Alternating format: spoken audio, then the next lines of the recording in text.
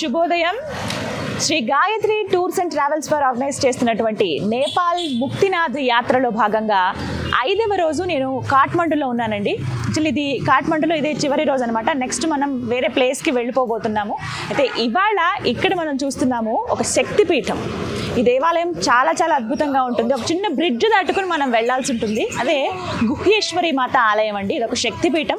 అయితే ఇంకొక విశేషం ఏంటంటే పశుపతినాథ్ టెంపుల్ బ్యాక్ సైడే ఉంటుందన్నమాట. వాకబుల్ డిస్టెన్సే.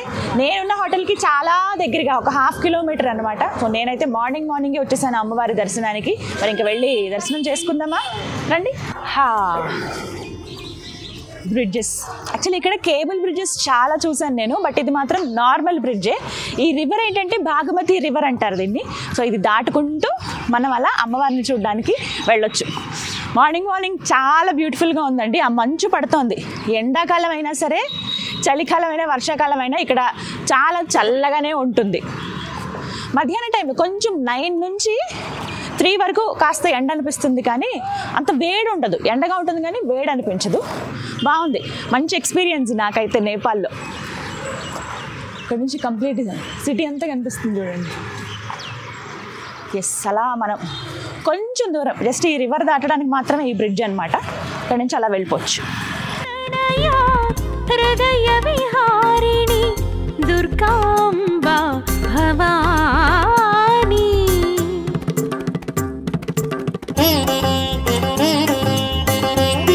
అలా మనం లోపలికి వచ్చాక లెఫ్ట్ సైడ్కి చూడొచ్చు టికెట్ కౌంటర్ అని ఉంటుంది. టూరిస్టులు ఎవరైతే ఉంటారో వాళ్ళు టికెట్ తీసుకోవాల్సి ఉంటుందండి.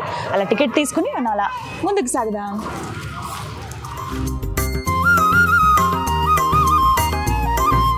గుహ్యేశ్వరి అమ్మవారి ఆలయానికి వెళ్ళటానికి ఇదే ప్రధాన ద్వారం అండి.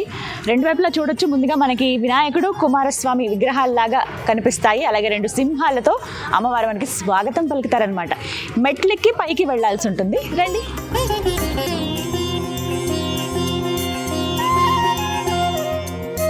జగదాధారిణి నిగమా చూడండి, మొత్తం వుడ్తోనే చేసింది.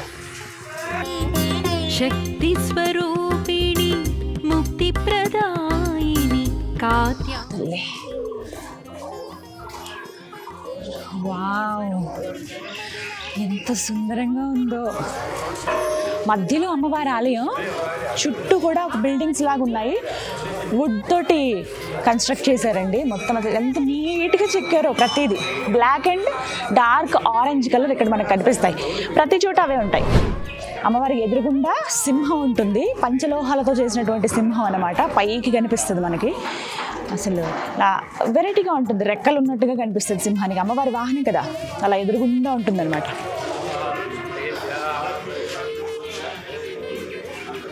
ఎంత బాగుందో చూడండి. వారి గంట. లోపలికి రాగానే చాలా సుందరమైన ఆర్కిటెక్చర్ మనం చూస్తామండి. మధ్యలో అమ్మవారి గర్భాలయం ఉంటుంది. అక్కడే ఆ జగన్మాత కొలువై ఉన్నది. వెళ్ళి దర్శనం చేసుకుందాం. కానీ ఒక్కసారి చూడండి ఎంత బాగుందో. కంప్లీట్ విజువల్ మీకు చూపిస్తాను. స్టార్టింగ్ నుంచి ఆ సర్కిల్ అంతా చూస్తే భలే బ్యూటిఫుల్గా కనబడుతుంది. పైన అంతా కూడా ఇప్పుడే ఇంకా సన్ రైజ్ అవుతుంది. బ్యూటినెస్ ఇంకా పెరిగిపోయింది అనమాట. సరే, అలా ముందుకు వెళ్ళి అమ్మవారిని దర్శనం చేసుకుందాం. సర్వప్రియంకరి సర్వకరి శరణం. అమ్మవారిని దర్శనం చేసుకునే ముందు ఒక ప్రదక్షిణ చేద్దాం మనం. చూడండి ఎంత బాగుందో. ఇదంతా కూడా తొడుగు అనమాట. పంచలోహంతో ఇలా తొడుగులాగా వేశారు.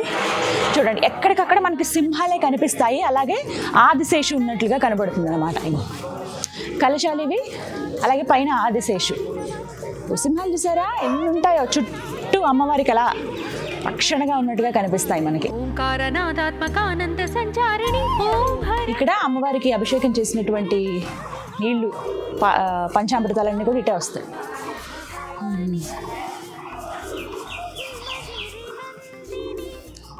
సిమిలర్గా ఉన్నాయి. ప్రతి ఒక్కటి కూడా నీట్గా చెక్కారు.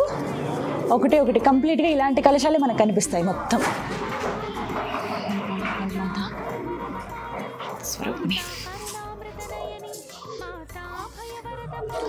ఎంత పెద్ద గంట చూడండి. మనం మ్యాక్సిమం నేపాల్లో ఉన్నటువంటి అన్ని దేవాలయాల్లో ఇంత పెద్ద పెద్ద గంటలు చూస్తాం. స్వయంగా భక్తులే ఘంటానాదం చేయొచ్చు అనమాట.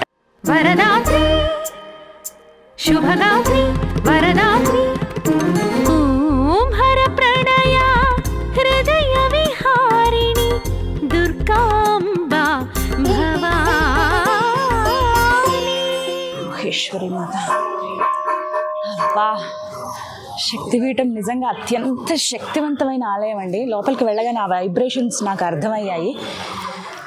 ఎంత ప్రశాంతంగా, గుండె ఒక్కసారిగా ఫాస్ట్ బీట్ కొట్టుకుంది అలా, కానీ నెమ్మదిగా అలా శాంతమైంది. అమ్మ ఒళ్ళో కూర్చుంటే మనం ఎంత రిలాక్స్డ్గా అయిపోతాం అలా అనిపించింది. చాలా బాగుంది నిజంగా. అమ్మవారికి చాలా నమస్కరించుకున్నాను. అదృష్టం అంటే మనం అనుకుంటాం అక్కడ ఇక్కడ అని. నేను చదివానంతే, కాఠ్మండూలో గుహేశ్వరి మాత ఉంటారు, అదొక శక్తిపీఠం అని చెప్పి.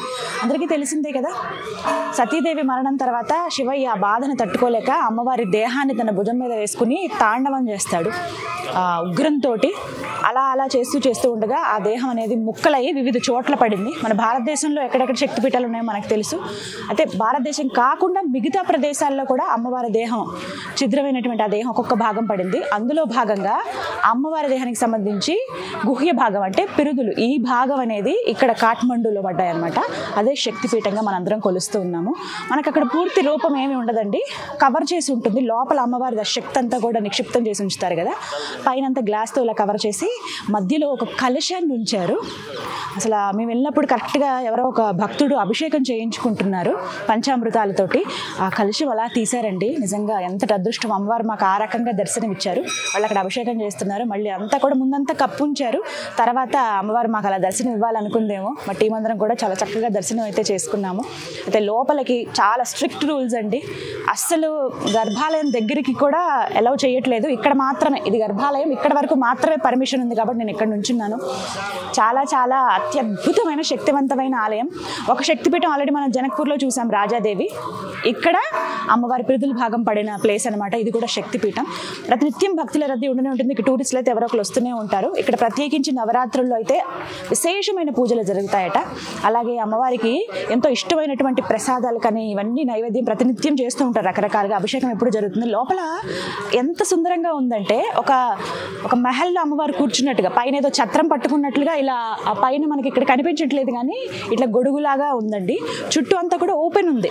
సూర్యకిరణాలు పడతాయి, వర్షం పడినా కూడా ఈ చివరి వరకు పడుతుంది. అంటే ప్రకృతి దేవత కదా ఆవిడ, దానికి సంబంధించినట్టుగా అంతా బయట వెలుతురంతా కూడా లోపల ఉండే విధంగానే ఉంది. మనం బయట నుంచున్నాం అన్నట్టు భావన కలుగుతుంది అనమాట. లోపలంతా వెండితోటి చేశారు, చుట్టూ తొడుగు వేశారు ఇలాగా. ఆదిశేషులు ఇక్కడ బయట ఎలా ఉన్నాయి, ఆదిశేషులు కలశాలతో నిండు అలా ఉంటుంది. మళ్ళీ చుట్టూ అమ్మవారికి సింహాలు అనేవి ఇలా ఇలా కూర్చుని ఉన్నాయి, ఆవిడ కోసం రక్షణగా అన్నట్లుగా అలా కనబడతాయి. ఎంత సుందరంగా ఉందంటే, ఇంకా ఆమె వాహనాలు కదా, ఆమె కోసం అలా వేచి ఉన్నాయి సింహాలు అన్నట్లుగా అలా మనకు చుట్టూ కనిపిస్తాయి. మధ్యలో అమ్మవారిని అలా నిక్షిప్తం చేశారు. చాలా చాలా బాగుంది. మీరు కనుక నేపాల్ కాఠ్మండూ వస్తే ఖచ్చితంగా దర్శనం చేసుకోండి. ఎంతటి మహద్భాగ్యం అది. శక్తిపీఠం దర్శించుకోవాలంటే మనకి పూర్వజన్మ సుకృతం ఉండాలంటారు. అలాంటి భాగ్యం నాకు అమ్మవారి ఇచ్చినందుకు ధన్యవాదాలు చెప్తూ, మీరు నేపాల్ టూర్ వస్తే డెఫినెట్గా కాఠ్మండూలోని ఈ గుహేశ్వరి మాత ఆలయాన్ని దర్శనం చేసుకోండి. ఈ సుందరమైన వాతావరణంలో, అంటే ఈ ఆలయ ప్రాంగణంలో కాసేపు గడిపితే చాలు. నాకెందుకు కాసేపు అమ్మవారిని ఇంకా తలుచుకోవాలని అనిపిస్తోంది. ఒక 2 నిమిషాలు నేను ధ్యానం చేసుకుంటాను అమ్మవారి ఆశీర్వాదం కోసం కాసేపు.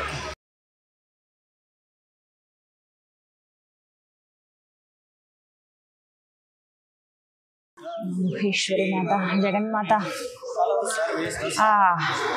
శక్తి మాతే కదా ఎక్కడైనా కూడా. నిజంగా ఎంత ప్రశాంతంగా అనిపిస్తుందండి.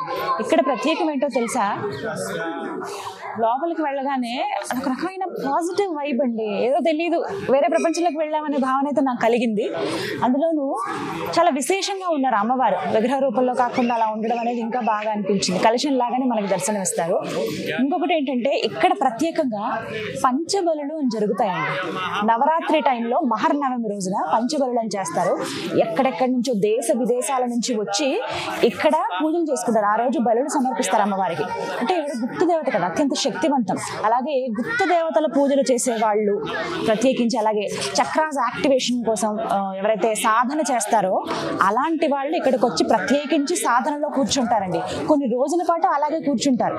అలాగే ఇంకా స్పెషల్గా కొన్ని పూజలు కూడా చేస్తున్నారు. అవి కూడా నేను మీకు దగ్గరికి వెళ్ళి చూపిస్తాను. ఇలా ఎవరైతే ప్రత్యేకించి అమ్మవారి సాధనలోనే ఉంటారో నిరంతరం, అలాంటి వాళ్ళకైతే చక్కటి వాతావరణం ఇక్కడ ఉంటుంది. ప్రతినిత్యం అలా అంటే ప్రతి క్షణ అమ్మవారి ధ్యానం చేసుకుంటూనే ఉంటారన్నమాట.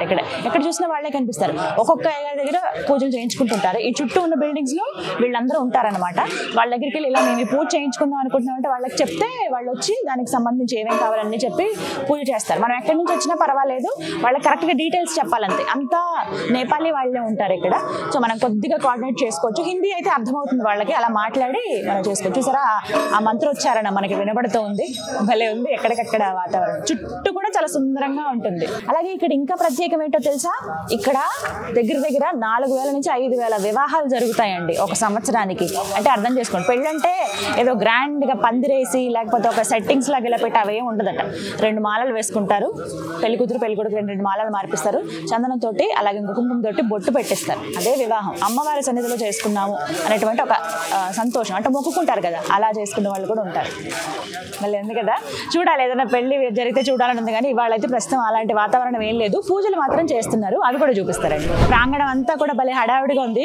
ఇప్పుడిప్పుడే భక్తులు వస్తూ ఉన్నారనమాట. మిగతా వాళ్ళందరూ కూడా టూరిస్టులు అయితే కామన్ గా వస్తూ ఉంటారు. ఇక్కడ నేపాల్ ప్రజలు అయితే కొంతమంది ప్రతిరోజు దర్శనం చేసుకోవడం కూడా ఉంటుంది, వస్తూనే ఉంటారు. ఇక్కడ ఇంకా ప్రత్యేకం ఏంటంటే కళ్యాణం ఎవరికైతే ఆలస్యం అవుతుందో, వివాహం అవ్వాలనుకున్న వాళ్ళు ఇక్కడికి వచ్చి అమ్మవారి దగ్గర ప్రత్యేకంగా పూజలు చేస్తారండి. ఇగో ఇక్కడ 1,00,000 ఒత్తుల నోము అంటారట. ఇక్కడ ఫస్ట్ ప్రారంభమవుతుంది ఆ కార్యక్రమం చేసుకుని, తర్వాత ఆ ఒత్తుల్ని తీసుకెళ్లి అమ్మవారి దగ్గర వెలిగిస్తారు. ఇందాక నేను లోపలికి దర్శనానికి వెళ్ళినప్పుడు కూడా ఒక భక్తులు వచ్చి అక్కడ 1,00,000 ఒత్తులతో అమ్మవారికి ఇలా హారతిస్తున్నారు. వాళ్ళే ఉంది ఆ దృశ్యం చూడడానికి కూడా. అలాగే లోపలికి వెళ్ళినప్పుడు ఒక వ్యక్తికి అమ్మవారు వచ్చారు. ఆ పునకొచ్చినప్పుడు నిజంగా ఒక్కసారి వైబ్రేషన్ వచ్చిందనమాట. అన్ని రకాలుగా మాకు దర్శనం ఇచ్చారు అమ్మవారు అని అనిపించింది లోపలికి వెళ్ళగానే. భలే ఉంది. ఇక్కడైతే ఇలా కన్యలు ఎవరైతే ఉంటారో వాళ్ళు వచ్చి వివాహం కోసం అమ్మవారికి ప్రత్యేకించి నోములాగా చేపడతారనమాట. ఫస్ట్ ముందు స్టార్టింగ్, ఆ తర్వాత ఉద్యాపన వరకు కొనసాగుతుంది. కొన్ని వారాల పాటు అలా చేస్తారు. అంటే వాళ్ళకి ఒక నియమం ఉంటుంది, ఆ నియమం ప్రకారంగా చేస్తారు. అంత నమ్ముతారు ఇక్కడ అమ్మవారిని. వివాహం గురించి కావచ్చు, సంతానం గురించి కావచ్చు, ఏమన్నా హెల్త్ ప్రాబ్లమ్స్ ఉన్నవాళ్ళు కానీ, అలాగే ఆర్థికంగా ఇబ్బందులు పడే వాళ్ళు ఉంటారు కదా, అలాంటి వాళ్ళందరికీ కూడా వీళ్ళు ఏంటంటే ఒక్కసారి వచ్చి అమ్మవారికి దండం పెట్టుకుని వాళ్ళ కోరిక చెప్తే ఖచ్చితంగా అది నెరవేరి మళ్ళీ వచ్చి అమ్మవారికి కృతజ్ఞతలు చెప్పుకుంటారనమాట. వాళ్ళు మొక్కులు చెల్లించుకుంటారు. అలాంటి భావన ఇక్కడ ప్రత్యేకించి. మనం అంటే ఎక్కడో ఉంటాం, శక్తిపీఠం ఇక్కడికి వీళ్ళకి సిటీ మధ్యలోనే ఉందండి. చాలా అంటే ఎక్కువ దూరం ఏమి కాదు. అంటే ఎయిర్పోర్ట్కి దగ్గర ఉంటుంది, అన్ని హోటల్స్ ఉండడానికి దగ్గరే. నార్మల్గా నేపాల్ సిటీ అంటే కాఠ్మండూ సిటీకి కూడా చాలా దగ్గరగానే ఉంటుంది అనమాట. ఎవరు వచ్చినా కూడా ఈజీగా చెప్తారు. పశుపతినాథ్ టెంపుల్ బ్యాక్ సైడే ఉంటుంది ఎగ్జాక్ట్గా, మనకి వాకబుల్ డిస్టెన్సే. రెండు ఒకసారి చూసుకుని వెళ్ళిపోవచ్చు. నేనైతే అమ్మవారిని చాలా బాగా నేను పశుపతినాథ్ టెంపుల్కి వెళ్ళి వద్దాం అనుకున్నాం, కానీ ముందు మాకు అమ్మవారే పిలిచారు, ఇలా వచ్చేసాం అనమాట. ఇక్కడ దర్శనం చేసుకుని నెక్స్ట్ మేము ఇంకా వేరే టెంపుల్కి వెళ్తాం. మొత్తంగా మీరు కనుక నేపాల్ వస్తే కాఠ్మండూ రండి. కాఠ్మండూలో ఖచ్చితంగా ఈ గుహేశ్వరి మాత ఆలయాన్ని సందర్శించండి.